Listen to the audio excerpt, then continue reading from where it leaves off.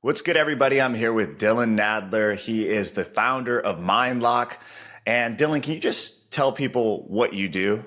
My name is Dylan Nadler. I'm the founder of MindLock Mental Training. And basically, I'm a mental performance coach to athletes all around the world, focusing on, not just the physical side of training, preparation, and competition, but all of the psychological tools and tips and tricks as well. Yeah, can you tell me a little bit, I guess, more about, what led you here? What's your background in? Yeah, so I started on the athlete side. So my parents put me in Taekwondo when I was 5, and then that's kind of what I was in my whole life. I ended up representing Team Canada as captain of the national team. Later on, traveling all around the world, fighting for Team Canada from Europe, Asia, South America, and just kind of experiencing sport at the highest levels. And that's when I really started to learn firsthand, like, okay, sport, especially combat sport, it's important that, physically you're there technically and stuff like that. But the mental side is crazy too. Yeah. And that's the one piece that we don't really focus on enough. I noticed like all these national teams, they have their nutritionist and they have their team doctors and they have, all the technical stuff. Nothing on the mental side. And for me, I was never the tallest or strongest, fighter in my division, but I think I had a pretty good mindset, and, trying to focus on the mental skills mixed with the physical, I think brought me a lot of success. So, when I stopped competing, I was like, man, I think this is really important. It's something that helped me a lot. I know it's something I've helped others with. So there has to be, an opportunity to expose this to, other people. Let's roll with it. Was there challenges that you had that kind of led you to kind of go down a path where you had to start discovering more strategies and techniques? Were there things that you were struggling with or that you noticed other people struggling with on that team? Yeah, there's one moment that stands out to me the most, I think, is to when it kind of acts as the catalyst for when I started to understand how important the mental side is. Yeah. So, in 2013, I was selected to represent Team Canada at the final leg of the qualification process for the Youth Olympic Games. So the Youth Olympic Games were going to be 2014 in China. And for me, I had already earned my spot by basically winning this fight off against kind of everybody in my division in the country. So by winning that fight off, basically, I earned my ticket to Taiwan. I go to Taiwan, and now I'm fighting against every single country since their top athlete in the division. It's a big fight off, and you have to finish top 8 to qualify for the Olympics. So physically, I couldn't have been in a better position. I was training 3 times a day. My cardio was great. My diet was great. I was cutting weight, at a regular, kind of progression. Everything was there in terms of the physical prep. And when I got there is when I really started to notice, like, man, the things that are throwing me off aren't the physical things, it's the little stuff. It's like, I don't really understand the language and what people are saying. The foods that I'm used to are so different here than back home. Cause I was younger. I was like, 13, 14 at the time. Little things, like I was about to walk into the ring and they gave me a different, kind of headgear because we were used to wearing kind of helmets. And, up until then, I had always been able to bring my own, but then they supplied me with one last minute so that the strap didn't feel the way I wanted it to feel. It was a little bit loose, and all these little moments, by the time I walked into the ring, I was a little bit more distracted. I was a little bit more disoriented. It was a super chaotic environment. And, I totally underperformed, not because from a physical, technical standpoint, I wasn't better than my opponent. I just kind of blew it on my end, and it was a terrible feeling, especially to go to the other side of the world after preparing for this long, trying to get, that Olympic dream to come true, realizing that, physically I was exactly where I needed to be, but I had so many mental lapses along the way. And that was a big catalyst for me. That was like, I never want that to happen again. I'm going to make sure that not only am I, physically as prepared as I can be, but from a mental standpoint, I want to be bulletproof too. Yeah. And so I guess what was the first step to creating and systemizing this? Like, how did you go from, it's quite a jump. Like, okay, I am now, I'm an athlete. Now I'm going to become a mental performance coach. There's some steps obviously from that to that. So what were those, I guess, steps? Yeah, so I stopped competing in 2017, and basically, at the end of the year, so I basically made that switch right away. So, I started MindLock like February 2018. So we're basically at, the 6-year mark right now. Nice. Congrats. Thanks, man. Yeah, it was a slow build. I mean, there was a lot of understanding. What does this look like? Am I any good at it? How would it look? It was a lot of experimenting. And I think for me, I kind of committed to this mindset of, okay, I feel like I've got this down. I've done a lot of kind of reading. I'm in school for this. But is it going to be any good? Is it going to work? And I think, that's where a lot of people stall a little bit, right? It's that, kind of like analysis paralysis thing where it's like, when do I do it? When do I go all in? And I kind of figured, listen, I'm going to be a pretty poor judge of this right now. If I just leave it to me, let me start, let me try, and I'll just let kind of the market tell me if this is good or bad. I'll work with some athletes, and if it works for them and they want to continue the work we're doing, great. I know we're doing something right. If it's not really working for them and they don't really want to continue, well, then I know I need to take a step back, go back to the drawing board and figure it out. So I figured, you know what, let me just take action. And from there, I'll learn a lot more through that process of just executing than I would from twiddling my thumbs, waiting for the perfect moment to happen. So it was a lot of experimenting. It was a lot of just taking it one step at a time, really like a slow process at first, and then just building and building and building until, 6 years later, we're one of the authorities in mental training for athletes across the world. Yeah, it's epic to watch that. I got your name from Ross Levine. So Ross Levine is the karate combat world champion at middleweight. He is an excellent martial artist, high fight IQ, also just incredibly strong, not only physically, but mentally. And he talked about you as being a key part of his team. Can you explain like your philosophy and your approach to training in general? Yeah, my philosophy is that everybody deserves to experience the best version of themselves as an athlete, right? I think that's really what we strive for, but I think a lot of the time that gets mixed up with results, right? People say, I want to be a world champion. I want to fight as a pro. I want to earn this title. I want to have a ranking of this.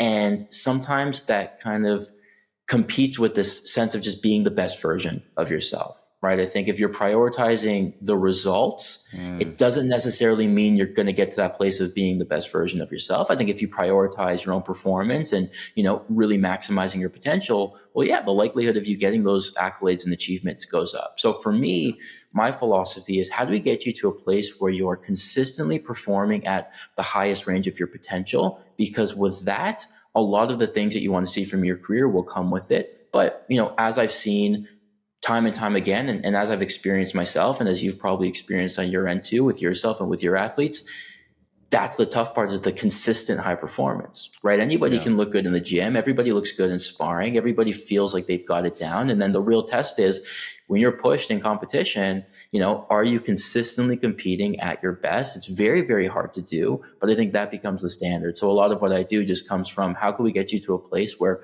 you're consistently performing at your best? Different tools to get you there, different things that we can game plan, that we can drill in camp that, lead you to that moment, so that to make sure that the same way that, from a physical standpoint, everything is drilled and trained and ready to go, on the mental standpoint, it's the exact same way. Everything's kind of refined and specialized and planned out so that you can peak when you need to. Yes, that's a great point that you bring up, is just being able to control what you're doing, not really focus on outcome-based things. On my board behind me, it's mirrored, but it says inputs. And it's like, I have an awareness of the key metrics of things that I'm looking to push, but I can't really control the outcome. But when I do realize the correlation of like what inputs do move that outcome, so say, like training in a very specific way and working on weaknesses, those are more likely to produce the outcomes that we're looking for. But when we like overly focus on these outcomes, and we obsess about these outcomes, especially ones that we can't control each and every variable, it's like, that's not a healthy way to approach training. So I understand where we're trying to go. Now, how do we get there? What are some of the things that you're using as far as tools to get, let's say, Ross from a position of, okay, we're training, we're putting in the hard work. Now, what are you adding to his camp and then his approach?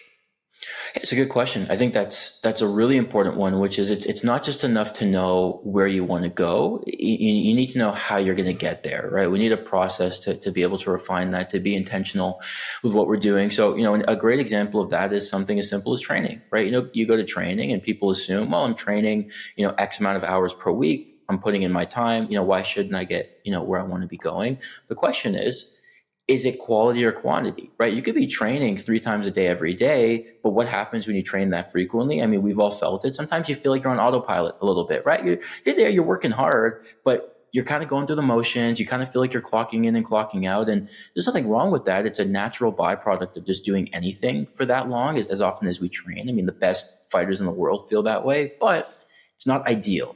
Right? Training is the place where you grow the most, where you take risks, where you succeed, where you fail. Like if we can stretch out the value of practice, well, that's going to increase kind of what we're going to see from ourselves over the long term. So what's a tool to be able to do that? Well, one of the most simple things is to set specific, meaningful goals for every individual training session that you're doing. So, if I walk into, let's say a Muay Thai class, 7 to 9 o'clock, and before the class starts, I say, hey guys, what's your plan for today? What's your goal? I feel like a lot of people will say, what do you mean? I'm here. I'm just here to work hard, put in this works, whatever it is. Like that's what they're thinking. Like, I don't really have anything specific I'm here for. I'm just here to work hard. And it's like, okay, but what if you added another layer to that? So maybe, someone as an individual, they say, I really want to work on my turning kicks. I really want to get that timing down from my back kick or from my spinning hook kick, right? I really want to get that down. And it might not be pretty at first, but I really want to try to figure out the timing for that, right? Someone else, it might be clinch. Somebody else, it might be their movement and their stepping and their ring management. So it's like, give yourself 1 or 2 or 3 things that you specifically want to focus on over the course of this training session and work towards that. Is it going to be perfect? No, it's not going to be perfect, but that's how you add value by being intentional with your time, right? So I think that's one tip of how do we take something as simple as a regular training session and just add value to it. Yeah. Give yourself 2 to 3 specific goals that you're really there to focus on. And hey, if that means you have to lose a couple sparring rounds because you're putting your ego to the side and you're working on your movement and your distance and your setup, well, that's what we need to do, but that's how you get better. So I think that's one example of just adding intention to what we're doing and not just getting carried away with thinking that hard work will trump everything else. Yes. Yeah, that's a perfect example of maximizing and optimizing training sessions. Like you said, it's so easy to just phone it in. It's so easy to just say, oh, I've done, especially when you're doing 3-4. Like if you're doing the Kobe, the Black Mamba approach of training, it's very difficult to totally be all in every second. There's a, physical fatigue and physical overworking that you can experience, but the mental overworking is just as huge. But then as time goes on, you build your work capacity for both sides. So it's like, I may be able to do 40 rounds like a Manny Pacquiao because I was doing 5 rounds in the beginning, then 10 rounds, then 15. And then there is a way to build up to that capacity. Same thing mentally. If you can stay sharp round on round on round, imagine the discipline that is going to carry over into your sparring sessions and your fighting. And like you said, leaving the ego at home or finding out that you can maximize your ego, because if your ego is truly trying to help you and you're trying to become the best fighter of all time or the best fighter in your area or the best sparring partner in your gym, whatever your goals and intentions are, you can still tell yourself, I want to be the best. And in order to be the best, I have to make sure that I'm not going, in there and just phoning it in. I have to be intentional. I have to work hard. Even if I lose this battle, I'll win the war. It's like, it's all good. I can lose this battle, but I'm not trying to win the war. That's a great way of improving your sessions right away. Please, if you're listening, become more intentional with your next training session. Next thing, what are some other ways and approaches that, we could apply to ourselves? Yeah, that's a big one. I think another very important tool is being able to understand self-talk, right? I think self-talk is one, it's just that voice in the back of your head. And, more often than not, it's negative, it's critical.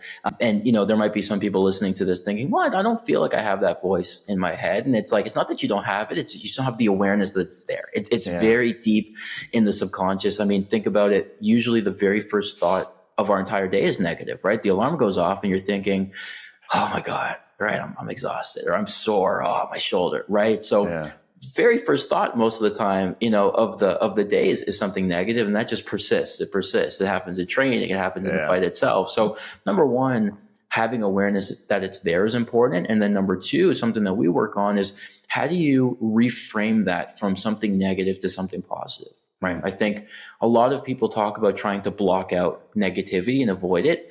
I personally don't really believe in that. I don't think it's possible, and I don't think it's helpful to try to make that the goal. I don't think you can just plug your ears and say, I'm never going to have a negative thought again. It's the equivalent of saying, like, I'm never going to get punched or kicked again. Like, no, you will, but let's develop your defense. Right. So instead of being the person that's scared of getting kicked and punched, it's no, I'm going to get kicked and punched, but I trust my defense to be able to set me up for success. So it's the same thing with self-talk. It's like, no, I'm going to have negative thoughts, but how can I learn how to add this kind of filter system in me that can translate that negative to the positive? So for example, let's say you're walking out into the ring and, you're feeling a little bit sore, aches and pains, you're warming up in the back room and you maybe don't feel 100%.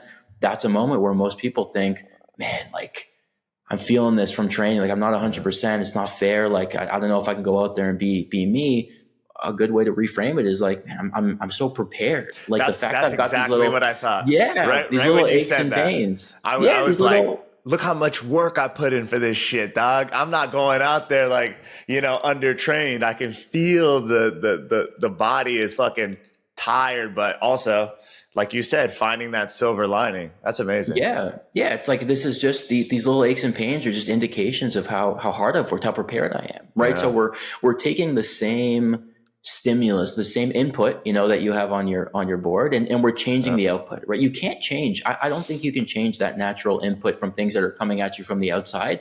That's not in our control, but we can control the filter that we have. And that's one thing I like to say all the time is like, we're not building force fields, we're building filters. Don't try to block off the outside world.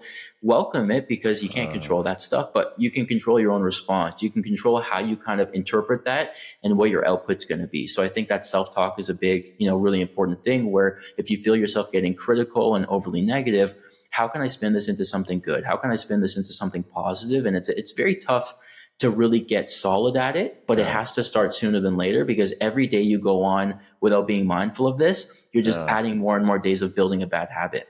Yeah. How do you how do you check, monitor, and then how do you implement? How long do you think it takes to start sticking? Takes a long time. I think so. The way that I like to format it is almost, and you can do this at home too. It's like a very simple T chart, right? On one side, what are all of the different kind of negative inputs that I see throughout the day or that I feel? Is it I'm tired, I'm sore, I don't want to be here, I don't like going with this partner, all the different things that come up, right? Even the silliest ones, right? Oh, like, this is what I have for lunch again. I hate this one. Or, my energy's so low from cutting weight, all these different things. And then challenge yourself on the other side of that T chart to figure out what can be a positive response to that. Right. It could be anything, maybe it's like, maybe you're kind of newer at your gym. You hate going with, one of the pros because they always push you hard and it kind of scares you. And you can turn that into, instead of the negative side being, oh my God, I hate going with this person. I hope that, coach doesn't match me up with her or with him. It's how lucky am I to have access to such high level training partners? Right. The fact that I can feel nervous right now in my own gym, it's such a blessing, right? A lot of people, you become so good and so experienced that you have to really search out that like nervousness from other gyms and bring out training partners and like fly them out sometimes. It's like, man, if I have exposure to this sense of nervousness and fear in my own gym, that's such a win. So trying your best to connect every negative to, a brainstorm of positives and being really familiar with that. So the first step is just having the awareness it's there. And the moment that negative statement comes in, being able to go, oh, okay, I know you. I'm aware of this. This is something negative. Phase 2 is being able to remember what's that positive trigger. And then phase 3 is being able to make that so seamless that it's just boom, boom, negative to positive. And that's what takes the longest to do. But if you can do it and you can start now, you start to build that kind of railroad in the right direction. And that's all you need to get started, is just kind of look at the negatives, create a few positives out of that. And now you become a naturally more optimistic person. Even for a lot of people listening that are like, I don't know if I'm an optimist. You can be. You just have to train it. The same way that you weren't always flexible or explosive or whatever. All these mental skills, they're skills. You build them, you develop them. It's the same thing like on the physical side. You just need to know how. Yeah. What are some of the challenges that, like, do you have specific athletes that, you can, that that come to mind that have had challenges, and how you were able to use some of these things to reframe? All the time. I think, I think different athletes get different things out of this type of work. I think, a big misconception with mental training, it's like, I need to have something wrong with me to then go pursue a mental performance coach. Yeah. Right? That's really not the case at all. It's the same thing where it's like, if you're going to a striking class, does it mean there's anything wrong with your striking? No, you might have actually phenomenal striking, but if I'm going to go work with you, Micah, it's because I want to make that striking even better. I'm not going to work with you because I have terrible striking. Maybe some people are, but a lot of people I'm sure you work with have really good striking, and they just want to challenge themselves in different ways to see it from a new lens, to hear your feedback. Yeah. Right. So I think mental training as a whole, of course, you have people that come in that know exactly what they're there for. Maybe they deal with performance anxiety, or the stress that comes with it, or, the negative self-talk that they can't, get over. A lot of people, perfect example being Ross, who you just spoke with. Ross is extremely mentally tough. He's extremely focused. He's extremely goal oriented. So that's not somebody that comes in saying, hey, Dylan, I need you to fix me. It's like, I feel pretty good. And that's without doing anything. How good could I be if I add this component? And that's someone that, I think Ross is someone that comes in and says, I'm already great, as my kind of baseline. How high can I rise that when I put the right people in place? So, different people come in for different reasons. So the work that we'll do will kind of be tailored based off of that. Man, this is a great, conversation, because I think so many people find this so abstract because it's the mind, right? The mind in itself is a giant universe, and they don't really see it as mental management systems and filtration to be able to focus in the specific ways that you need to be able to focus. What's your mindset on just like positive affirmations, on mantras? Where are you on that? Because obviously that's a popular thing. Yeah, I think it's important. I think there's so much out there kind of online. You have to be able to use your best judgment. At the end of the day, it needs to be authentic to you, right? A mantra that Anderson Silva uses to himself might not work for Conor McGregor. It might not work for GSP. It's like, you have to be yourself, right? So it's one thing to just see like, oh man, what's John Jones doing? I want to do the same thing. It doesn't always work, right? So it's about figuring out, what do I need to hear from myself, and how can I repeat that message and up until the point where it becomes true? Because going back to that whole self-talk thing, we spoke about, language is very rarely neutral. Right. It's either we're working in the positive direction or in a negative direction. Right. It's very, very rare, to see something that is just zero. Right. So, the way that those mantras come in and those kind of positive self-talk statements, it just feeds more into that good, more into that positive. Right. It's like, if I don't want my baseline to be critical and negative, what am I going to do to make sure that I'm reinforcing some sort of positive, whether it's looking in the mirror, putting your hands up and saying, I am a champion, and visualizing at the end of a fight when the referee raises your hand. Go for it. If it's saying specific things that are, meaningful to you about confidence, about self-esteem, anything that you want to hear, it's just important that any message you repeat to yourself is kind of custom tailored to you. That's how you get the most value out of it. But of course, I think anytime you can reaffirm any sort of positivity, affirmations in that sense, it's great, because what that means is the more time you spend on, positive phrasing of things, the less time you have to be critical. And if you can't be neutral and you have to pick one, let's pick positive, because the alternative kind of sucks. Yes. Now, like you've talked about, what are some of, I guess, the success stories that you've been able to kind of generate? You've mentioned Ross and sharpening his mind. What are some other success stories that stand out to you?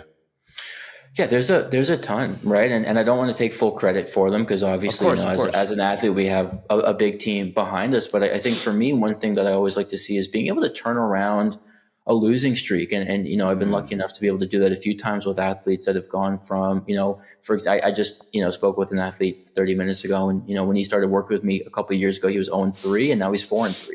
Right. Nice. There's another athlete, he fights in the PFL, who I think he was on like a 6-fight win streak, a 6-fight losing streak, cut from the UFC, and now he's on like a 6-fight finish streak, Nice. right, where he's winning. What's so his it's name? like Anthony Ivy. Anthony Ivy. Nice. Yeah. He fights for. He just fought last weekend.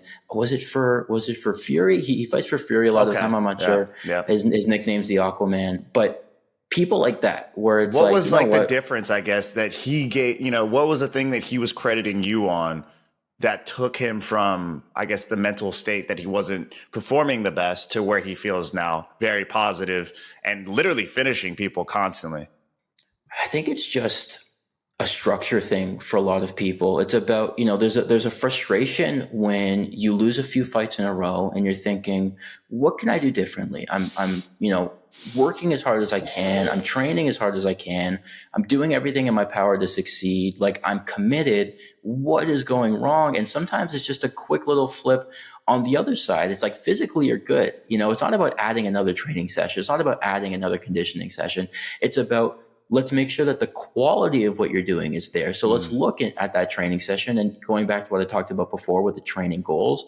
Are you just training and sweating and working hard, and that's why you think it's a valuable session? Or are you making significant progress towards goals that you've set that will make you a better fighter in the ring? So a lot of the time it's just adding quality, to what's going on, and being able to, flip the switch in people. And sometimes that's all it is it's just looking at something from a bit of a different perspective. And that kind of sets you on the right path. And once you have the momentum behind you, we fuel that with the right sort of exercises and tools behind it. And now, you go and you end up fighting to the best version of yourself, which is what I was saying at the beginning is the most important thing. Yes. Let's not chase the accolades.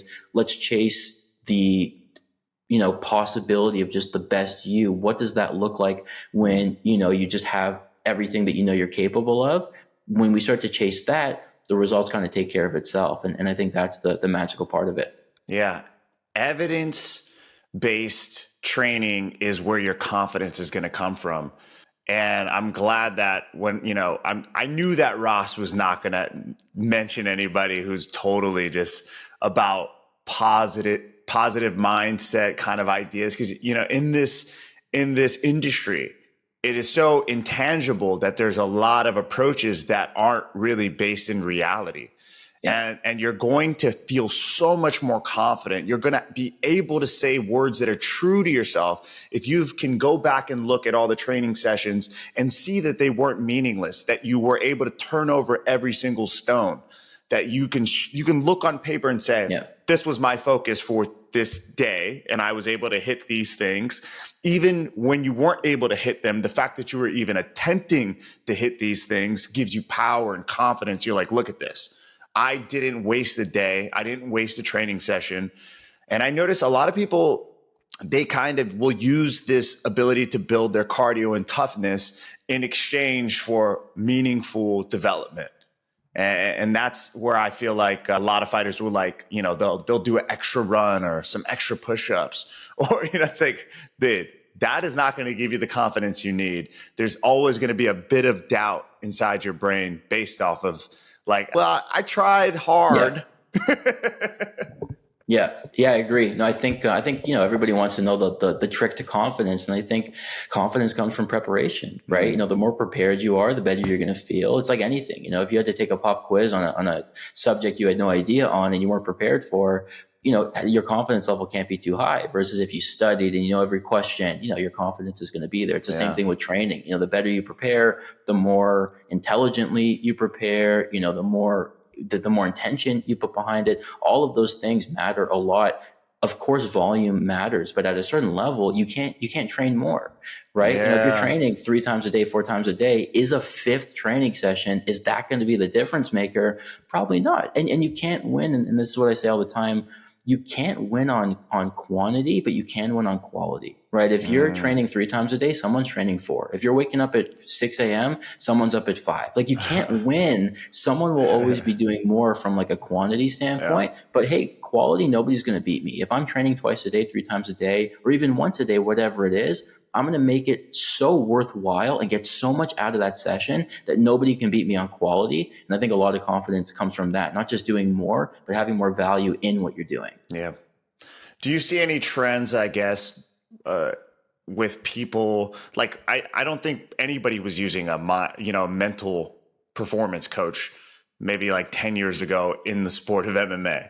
I didn't hear it. It was completely unheard of. Now we see, more and more people not only understanding how important the mental side is, but actually applying it. So, going and seeking out a coach like yourself. Do you see that as something that's going to be, like standard practice in the next 10?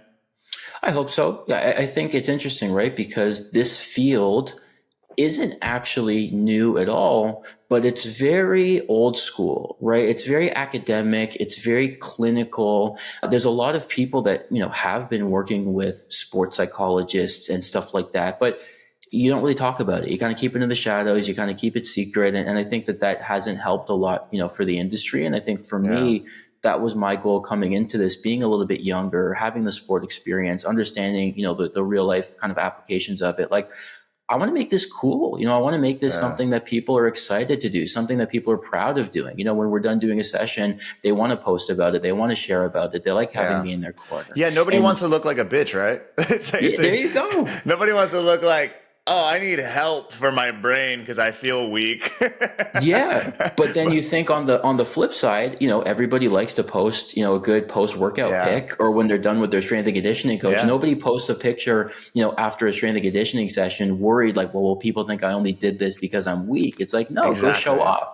So I think it's cool to be able to kind of flex on the fact that like, yeah, I'm working on my mind too. And like, you thought I was good before, wait till you see how sharp I am now. And I just feel like that's the spin I wanted to put on it, and kind of be a pioneer for this new generation of it, and make it cool. I mean, I was the first mental performance coach to corner on UFC Fight Pass, which was awesome. And to make that walk and like do things like that haven't been done before. I think for me, that's a big part of this kind of new wave, is making it popular, making it cool, letting people know about it. I think there's a lot of people even listening now who are like, yeah, I've always been interested in the mental side of the sport, but I never really knew where to go or what to do. Maybe there's a book you read or a Instagram page you follow or a podcast you listen to, but a lot of people, it's not as accessible, right? If you need to get a massage and your coach says, hey, your body's sore, go get a massage, quick Google search, there's probably 5 places on your street where you can go get a massage. If your coach says, hey, you're doing great mentally, I think, we can sharpen that up a little bit. Where do you go? What do you do? Right. So that's a big part of this, to just kind of, make this as big as we can, make it popular, make it cool, make it something that people want to do and can really share the benefits of. And I think that's kind of my responsibility as the next generation of this is pioneering kind of the new way to do this, and to do it in the most successful way that we've seen. 100%. And if people want to work with you, how can they do that? Yeah, great question. I mean, I think Instagram goes a long way. If you search up @MindLock, with an underscore after that, there's a ton of information there, different videos. You can see who we're working with, updates and stuff like that. Send me a DM. I'm always there. You can send an email, info@mindlock.ca. I think those are the 2 best places to go. But I think Instagram, I'm there all the time. Send a DM, take a look at the page, the different videos that we have, see who we're working with. I think that's always a good place to go. So send me a DM. I'll definitely see it and get back to you. Man, it's been epic. I could probably pick your brain for the next 40 years, but this has been a great starting point. I want people to not, drown in information, take 2 real key pieces that will change their game immediately. So please implement these things. So, take that T-chart, make that T-chart, think about all the ways that you've been struggling mentally, and figure out a way to find the silver lining in those thought patterns. So what's the inverse to the negativity that you're already dealing with? And then on top of that, being intentional. I preach this all the time when people are shadow boxing. I tell them, visualize landing the perfect shot. What is their head doing when you land that shot? When you block a kick, when you check a kick, visualize the impact, visualize your stability. And then now that's a little bit more intentional focused work. Thank you so much, Dylan. It's been a treat. And I think a lot of people are going to get some huge results from this. So, thank Dylan. We appreciate you, my brother. And thank you, I can't sir. wait to This talk was great. again. I can't wait to talk again. Looking forward to the part 2, brother. Thanks so much for having me on. Yeah. If you want part 2, please comment down below, like, subscribe. Peace out.